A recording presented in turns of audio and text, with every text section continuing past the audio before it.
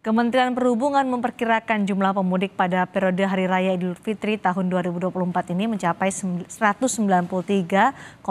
juta orang atau 71,7% dari jumlah penduduk Indonesia. Perkiraan ini naik dari tahun lalu dengan jumlah pemudik sebanyak 123,8 juta orang. Apa yang harus diperhatikan agar mudik tahun ini bisa tetap aman dan nyaman? Kami membahasnya bersama juru bicara Kementerian Perhubungan Adita Irawati dan Wakil Ketua Masyarakat Transportasi Indonesia atau MTI Joko Setiowarno. Selamat malam Pak Joko, Bu Adita. Selamat malam. Selamat malam Mbak Cindy. Baik, Pak terima Joko kasih malam, sudah Mbak. bergabung. Bu Adita, karena ini kan diprediksi, Kementerian Perhubungan sudah memprediksi ada Ya, 193,6 juta orang yang akan mudik tahun ini. Nah, antisipasinya akan seperti apa? Karena tahun 2023 lalu kan ada 123 juta pemudik, antisipasinya banyak mulai dari cuti bersama lebih awal, kemudian ada juga upaya-upaya untuk rekayasa lalu lintas. Kalau tahun ini gimana? ya, kira-kira hampir sama ya Mbak Cindy ya. Jadi kalau kita melihat begitu banyaknya potensi pergerakan dari masyarakat, Mhm. kita memang sudah mempersiapkan beberapa hal. Tentunya kita melihat bahwa cuti bersama tahun ini cukup panjang ya, kalau Mhm. kita lihat dibandingkan tahun lalu. Ya, ini nanti tentu akan ada upaya-upaya untuk mendorong masyarakat melakukan mudik lebih awal. Oke. Jadi seperti tahun lalu diharapkan kepergiannya bisa terbagi waktunya ya, tidak menumpuk di satu hari saja. Meskipun dari hasil survei memang tetap tanggal favorit itu adalah H-2 Mbak Cindy. H minus H-2, dua. Oke. betul. Itu adalah hari favoritnya para pemudik untuk pulang ke kampung halaman ya. Nah, ini kita harapkan nantinya tidak terpusat di satu tanggal saja, tapi bisa terbagi. Dan ini nanti tentu akan dilakukan kampanye-kampanye untuk masyarakat supaya lebih nyaman ya dalam melaksanakan mudik.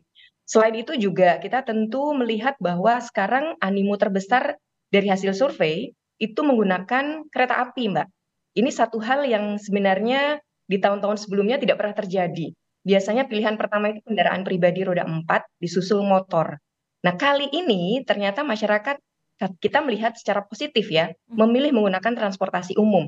Meskipun angkanya luar biasa besar, dan ini juga pasti akan menjadi tantangan ya bagi operator untuk bisa menyediakan kapasitas yang memadai. Mhm. Yang kedua adalah bis gitu. Ini angkanya bisa lebih dari 50 juta yang akan menggunakan kereta api dan bis. Baru disusul kendaraan pribadi roda 4 dan motor. Mhm. Jadi ini hal-hal yang kita lihat tahun ini memang harus betul-betul diperhatikan. Di samping tentunya nantinya kita akan tetap memberlakukan yang namanya pembatasan kendaraan barang, kemudian juga rekayasa lalu lintas, Ya, termasuk mungkin dimungkinkan ganjil genap, ya mungkin juga ada kontraflow seperti tahun-tahun sebelumnya. Jadi baik. ini adalah hal-hal yang sedang kami siapkan. Kalau ada pergeseran tadi mereka yang akan mudik tahun ini diperkirakan lebih banyak menggunakan ke moda transportasi kereta api, Ya. antisipasi seperti apa dan apa yang kemudian harus disiapkan oleh Kementerian Perhubungan supaya mudik dengan kereta api lebih nyaman untuk masyarakat. Ya, tentu kita berkoordinasi dengan operator ya. Mhm. Ketika kita bicara kereta api dan bis, ya kita harapkan operator ini juga bisa mempersiapkan diri, Ya. mengantisipasi segala sesuatunya. Dan ini juga sudah dimulai, khususnya oleh operator KAI dengan menambah armada, frekuensi, dan juga jalur ya. Ini juga sudah mulai ada penambahan-penambahan. Mhm. Kami juga sudah mendapatkan laporan dari para operator, termasuk juga bis. Ini juga kita siapkan sudah jauh-jauh hari, memastikan bahwa armada yang akan tersedia itu bisa menangkap lonjakan yang mungkin terjadi. Namun sekali lagi Mbak Sidi, yang perlu kami tekankan ini potensi ya, ini Mhm. potensi. Walaupun dari tahun ke tahun biasanya hasil survei yang merupakan potensi ini terrealisasinya juga angkanya tidak jauh-jauh Nggak dari jauh ya. situ. Oke. Betul, seperti tahun lalu ternyata setelah kami lakukan Mhm. apa namanya evaluasi kembali Mhm. melalui pergerakan jumlah telepon seluler dan sebagainya, ternyata sama angkanya Baik, gitu, baik. hampir sama. Jadi ini hal-hal yang memang harus diantisipasi lebih awal. Baik, diantisipasi lebih awal. Pak Joko, kalau Ya, sebanyak itu pemudiknya kita siap-siap macet lagi untuk mudik tahun ini. ya ini apa ada peningkatan ya Mhm. sekitar 56% Mhm. dan yang uniknya untuk tahun ini itu minatnya banyak menggunakan kereta api. Hmm. kemudian bus, dan baru mobil pribadi dan motor. Ya. Beberapa tahun yang lalu ini justru minatnya tertinggi itu kendaraan pribadi dan motor, tapi ini terbalik. Hmm. Namun ini minat kan, minat ini tidak terlepas juga dari ketersediaan sarana transportasi umum. Saya kira minatnya tinggi, tapi sarana tidak begitu banyak, akhirnya juga nanti besar juga penggunaan kendaraan pribadi terutama roda 4 dan roda 2. Makanya ini tantangan bagi pemerintah bagaimana menyediakan public transport yang cukup bagus, karena minat masyarakat juga cukup tinggi dan Ya. mungkin mereka juga lelah. Kalau makin banyak menggunakan kendaraan pribadi itu, terutama sepeda motor, cukup lelah untuk perjalanan jarak jauh. Saya kira ini ada perubahan lah. Kalau dulu naik sepeda motor sampai Jawa Timur masih kuat, tapi dalam 5 tahun terakhir ini rata-rata maksimal di Jawa Tengah. Dan mereka memilih menggunakan kendaraan umum, apalagi kereta api ini kan dalam beberapa bulan ini ada penambahan frekuensi perjalanan juga, makin peminatnya juga makin banyak karena pelayanan juga makin bagus. Oke. Nah, terutama ini nanti yang ke Sumatera ini. Nah, Ya. ke Sumatera itu juga saya kira nanti, ini kemarin kami sudah melihat rute-rute ke Sumatera itu akan dijadikan satu, sarannya adalah penumpang orang dan bermisahkan penumpang dan barang. Namun nampaknya yang roda 2 itu masih di Ciwandan. Sebenarnya kalau bisa dijadikan satu di mana, di Merak itu sudah bisa berpisah, dan angkutan barangnya pun kalau ke Sumatera hanya sebatas di kota Jakarta itu bisa masih bisa berlangsung lah, karena sudah ada pemisahan. Nah, Anda memprediksi juga masih tinggi mereka yang menggunakan roda 2 untuk mudik. Ini kan selalu diingatkan bahwa kalau mudik dengan kendaraan roda 2, sepeda motor, hati-hati karena rawan kecelakaan. Dia harapkan untuk bisa ikut program mudik gratis. Anda melihat program mudik gratis masih menjadi solusi untuk bisa mengurangi pemudik sepeda motor supaya lebih aman lagi? Sebenarnya mudik gratis ini saya tidak sampai 5% ya, jadi menggunakan sepeda motor. Tapi tentunya karena mudik gratis yang kami lihat itu beberapa itu pendaftar mungkin banyak, namun ketika pada saat pemberangkatan itu berkurang. Nah, ini mungkin tahun ini mestinya pendaftarannya satu lokasi aja, artinya satu tempat pendaftaran bisa untuk kemana-mana. Jadi ini kemungkinannya mereka mendaftar lebih dari satu. Nah, sehingga ada pilihan, sehingga banyak kursinya kosong, bahkan kami lihat juga beberapa bus pada saat pemberangkatan tidak diberangkatkan karena penumpangnya tidak ada. Nah, ini kan sangat disayangkan, maka oleh sebab itu kami sarankan pendaftarannya satu aja, satu sehingga punya pilihan. Nanti bagi yang tidak mendaftarkan, dia tidak melaporkan, mungkin katakanlah setahun atau 2 tahun periode, mereka tidak boleh ikut namanya gitu kan. Nah, ini belum ada sanksi seperti itu. Saya kira pemerintah sudah cukup menyediakan, cukup bagus, namun tidak digunakan, terutama yang kapal laut.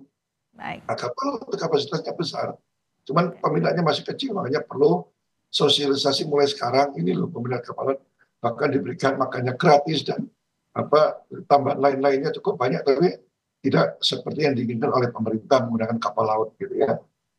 Baik, oke Bu Adita, kalau kita berkaca pada mudik 2023 lalu ada evaluasi dari Menko PMK soal rest area di tol Trans Jawa yang kemarin pada 2023 juga karena banyaknya pemudik yang keluar masuk rest area, maka kemacetan di sekitar rest area nggak bisa terhindarkan. Adakah kebijakan untuk bisa mengurangi kemacetan di sekitar rest area, terutama di H-2 yang tadi kata Bu Adita menjadi tanggal favorit warga untuk mudik?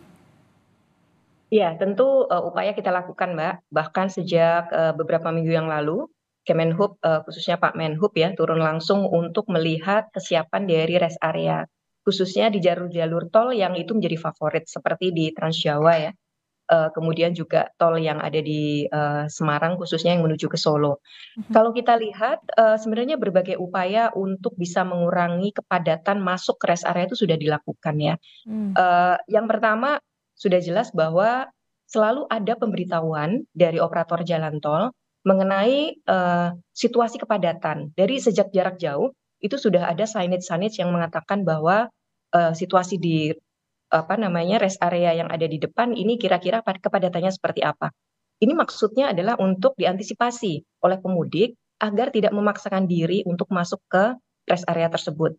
Karena sebenarnya banyak sekali rest area di beberapa kilometer ke depan, tetapi memang masyarakat ini sepertinya punya rest area favorit gitu, Cindy.